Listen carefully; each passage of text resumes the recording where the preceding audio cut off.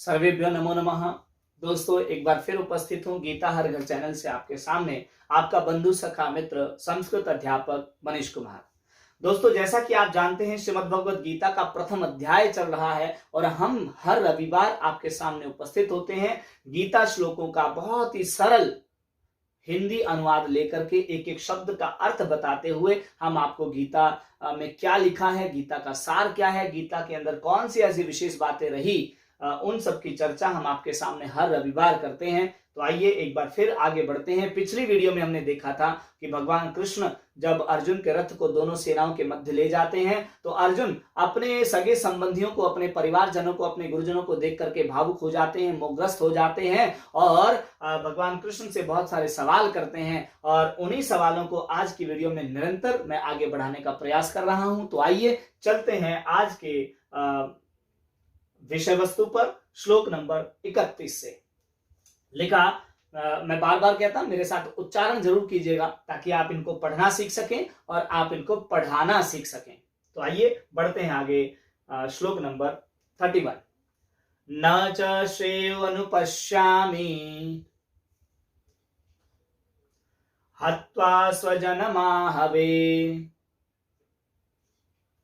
न कांक्षे विजयं कृष्ण न च राज्यम सुखानि च।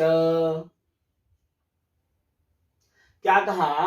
अर्जुन कह रहे हैं भगवान कृष्ण दोनों सेनाओं के मध्य में खड़े हुए हैं। दोनों सेनाओं के मध्य में जाकर के भगवान कृष्ण से क्या कह रहे हैं, उस चर्चा को आगे बढ़ाया। लिखा, न च, न मतलब नहीं, च मतलब और, श्रेय मतलब कल्याण को, अनुपश्यामी देख रहा हूं, अर्थात हे माधव, हे कृष्ण, मैं कोई कल्याण नहीं देख रहा हूं। किसमें कोई कल्याण नहीं देख रहा हूं भाई? हत्वा स्वजनम आहवे, आहवे मतलब युद्ध भूमि में, हत्वा मतलब मार करके, स्वजनम अपने लोगों को, अपने जनों को मार करके मैं युद्ध भूमि में उनका वध करके मैं किसी कल्याण की आशा नहीं रख रहा हूं, अर्थात मुझे कोई अच्छाई उसमें नजर नहीं आ रही है।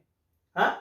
न कांक्षे विजयम कृष्ण, न मतलब नहीं, कांक्षे मतलब अभिलाषा है, इच्छा है, विजयम मतलब विजय प्राप्ति की, अर्थात जीत की मुझे कोई कामना नहीं है, विजय प्राप्ति की मेरी कोई अभिलाषा नहीं है। कृष्ण, हे कृष्ण, न च राज्यम सुखानि च, और न ही मैं राज्य प्राप्त करना चाहता हूं और न ही मुझे सुख की अभिलाषा है। कहने का मतलब कि भैया अपने लोगों के सामने अर्जुन क्या क्या रखने को तैयार है। कह रहा है मुझे राज्य भी नहीं चाहिए, मुझे सुख भी नहीं चाहिए, अर्थात मैं अपने इन जनों को इस युद्ध भूमि में मारने के लिए मैं बिल्कुल भी तैयार नहीं हूं। क्यों नहीं है भाई? क्योंकि उसे कोई कल्याण नजर नहीं आ रहा, उसे कोई अच्छाई इसमें नजर नहीं आ रही है। आगे क्या कहा? किम नो राज्येन गोविंद किम भोगैर्जीवितेन वा येषामर्थकांक्षितं नो राज्यम भोगा सुखानि च। बहुत बढ़िया लिखा है, किम नो राज्येन गोविंद, किम मतलब क्या, न मतलब हमें, हा? क्या है हमें राज्येन राज्य से, गोविंद हे गोविंद, हमें इस राज्य से क्या लाभ है, क्या मतलब बनता है राज्य प्राप्ति का। किम भोगैर जीवितेन वा, किम मतलब क्या लाभ है, भोगई मतलब भोगों से, जीवितेन जीवन से, हा? इस सुख के जो भोग हैं, जो आनंद हैं, उन सब से और इस जीवन से भला क्या लाभ है। फिर कह दिया, येषाम अर्थे कांक्षितम नो, येषाम मतलब जिनके लिए, अर्थे लिए, जिनके लिए, कांक्षितम, न कांक्षितम मतलब चाहते, न मतलब हम, अरे जिनके लिए हम ये सब चाहते हैं। क्या सब चाहते हैं? राज्यम भोगा सुखानि च, जिनके लिए हम राज्य को प्राप्त करना चाहते हैं, ऐशो आराम मतलब सुख सुविधाओं को, भोगों को प्राप्त करना चाहते हैं, सुखानि च सुख को प्राप्त करना चाहते हैं, जिनके लिए हम ये सब सुख प्राप्त करना चाहते हैं, राज्य प्राप्त करना चाहते हैं, भोग प्राप्त करना चाहते हैं। अगले श्लोक देखिए कितना बढ़िया बात कही है भाई। क्या लिखा? ते इमे अवस्थिता युद्धे प्राणान् त्यक्त्वा धनानि च आचार्याः पितरः पुत्राः तथैव च पितामहः। आइए देखिए कितनी जबरदस्त बात यहाँ पर बोली है कि भाई जिनके लिए हम ये सब प्राप्त करना चाहते हैं, राज्य प्राप्त करना चाहते हैं, सुख प्राप्त न करना चाहते हैं, ते मतलब वे सब अवस्थिता खड़े हैं युद्ध युद्ध में। अरे भाई जिनके लिए हम ये सब प्राप्त करना चाहते हैं वो सब तो इस युद्ध भूमि में खड़े हैं। और क्यों खड़े भैया? प्राणान त्यक्त्वा धनानि च। कैसे खड़े हुए? देखिए प्राणान, प्राणों को त्यक्त्वा छोड़कर, धनानि च और धन को छोड़ करके। हाँ, अरे जिनके लिए हम ये सब प्राप्त करना चाहते हैं, ये राज्य प्राप्त करना चाहते हैं, वो सब तो अपने प्राणों को छोड़कर, अपने धन दौलत को, संपत्ति को, माया को छोड़कर यहां खड़े हैं।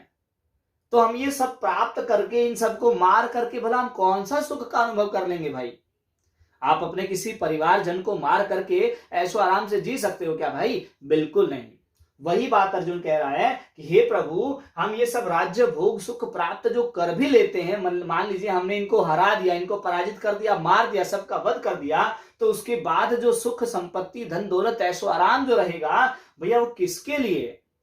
हाँ, तो आगे क्या कहा, कौन कौन खड़े हैं वो यहां पर बताया। ते इमे अवस्थिता युद्धे प्राणान त्यक्त्वा, सब प्राणों को छोड़ करके, धन दौलत को छोड़ करके सब यहाँ उपस्थित हैं। कौन सब यहाँ उपस्थित हैं? आचार्य, आचार्य हैं भाई, कृपाचार्य हैं, द्रोणाचार्य हैं, जिन्होंने हमें शिक्षा दीक्षा प्रदान की, वो सब यहाँ हैं। पितरा, पितरा मतलब चाचा इत्यादि जो हैं, पिता की आयु के जो जन हैं वो यहाँ उपस्थित है। पुत्राहा, पुत्रों के जो मतलब एक तरह से दुर्योधन का, दुशासन का जो भी कौरव सेना में जो दुर्योधन इत्यादि के पुत्र वो उनके भी एक तरह से पुत्र ही हुए, तो वो सब यहाँ उपस्थित हैं। तथैव च, और उसी प्रकार से पितामह, दादा इत्यादि जो लोग हैं वो यहाँ पर उपस्थित हैं। और क्या कहा, मातुलाः श्वशुराः पौत्राः शालाः संबंधिनस्तथा एतान् हन्तुमिच्छामि घ्नतोऽपि मधुसूदन। क्या कह दिया? देखो और कौन कौन उपस्थित है बता रहा है यहाँ पर। अर्जुन कह रहा है मातुलाहा, जो मामा है, जो हमारे मामा हैं वो यहाँ उपस्थित हैं। श्वशुराहा, जो श्वशुर हैं अर्थात जिनकी बेटियां हमारे घर में ब्याही गई हैं वो सब यहाँ उपस्थित हैं। पौत्राहा, पौत्राहा कौन? जो मतलब जैसे भीम है, भीम के पौत्र हो गए कौन? घटोत्कच हो गए भाई। हाँ, तो कहा कि जो भी पौत्र हैं, मतलब जिनके अर्जुन है, भीम है, युधिष्ठिर है, दुर्योधन, जिनके दादा वो लोग लगते हैं वो यहाँ उपस्थित हैं। शालाहा, शाले उपस्थित हैं, जो बहन के भाई है उनकी बहनों, मतलब जो जो उनके घर में विवाहित स्त्रियां हैं, हाँ, उनके जो भाई हैं वो कौन है? उनके साले हो गए भाई, वो उपस्थित है। संबंधिनस, तथा और सगे संबंधी अन्य भी जो हैं वो यहाँ पर उपस्थित हैं। तो कह रहा सारा परिवार ही तो यहाँ उपस्थित है। अरे जिनके लिए हम ये सुख प्राप्त करना चाहते हैं वो सब तो यहाँ उपस्थित है। क्या पता भैया कौन मरेगा? जरूरी नहीं है कि उनके पक्ष से मरने वाले हैं, हमारी तरफ से भी मरेंगे भाई। युद्ध होगा तो दोनों तरफ से नुकसान होगा, हानि तो दोनों तरफ से होगी। ये कोई गारंटी थोड़ी है कि हम उनको हरा देंगे। हाँ, इधर राजा द्रुपद वगैरह हैं, वो इनके ससुर हुए भाई, तो मर तो वो भी सकते हैं। तो कहा कि ये सब यहाँ युद्ध भूमि में उपस्थित हैं, तो किसके लिए हम ये सब करें?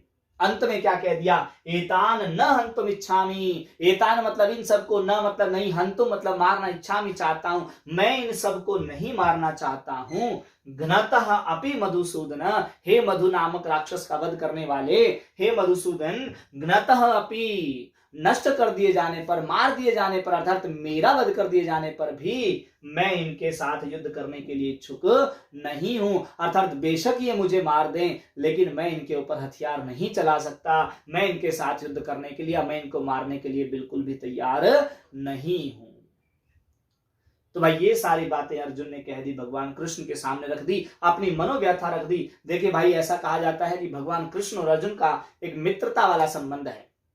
एक मित्र दूसरे मित्र के सामने अपनी मनोव्यथा बिल्कुल रखता है, और उसी मनोव्यथा को, उसी मन की पीड़ा को अर्जुन अपने दोस्त, अपने सखा, अपने मित्र कृष्ण के सामने रख रहे हैं कि हे प्रभु, हे मधुसूदन, मैं बिल्कुल भी अपने जनों के साथ युद्ध करने के लिए तैयार नहीं हूं। तो बस आज की वीडियो में इतना ही। अगली वीडियो में एक बार फिर आपसे मुलाकात होगी। हाँ, लेकिन जाते जाते एक बार निवेदन, भैया एक ही निवेदन मेरा रहता है कि आप निरंतर, आप ज्यादा लोगों को नहीं, मैं नहीं कहता कि आप आपके ग्रुप में, आपके फोन में जितने भी व्हाट्सएप ग्रुप हैं, जितने भी व्हाट्सएप के जुड़े हुए लोग हैं, आप उन सबको शेयर करो। नहीं, आप किसी एक जन को, किसी एक व्यक्ति को एक वीडियो प्लीज जिसके पास भी ये वीडियो पहुंचे वो शेयर अवश्य करना भाई, ताकि हमारा जो उद्देश्य है, हमारा जो संकल्प है वो सफलता की ओर चले, वो अपने उद्देश्य को प्राप्त करे। बहुत बहुत धन्यवाद। अगले रविवार, बार बार मैं कहता हूं, हर रविवार आपको ये वीडियो आपके पास पहुंचेगी। हर रविवार हम गीता का ज्ञान आप लोगों के घर तक पहुंचाने का काम करते हैं। एक बार फिर अगले संडे को फिर मुलाकात होगी। तब तक के लिए नमो नमः, नमस्कार।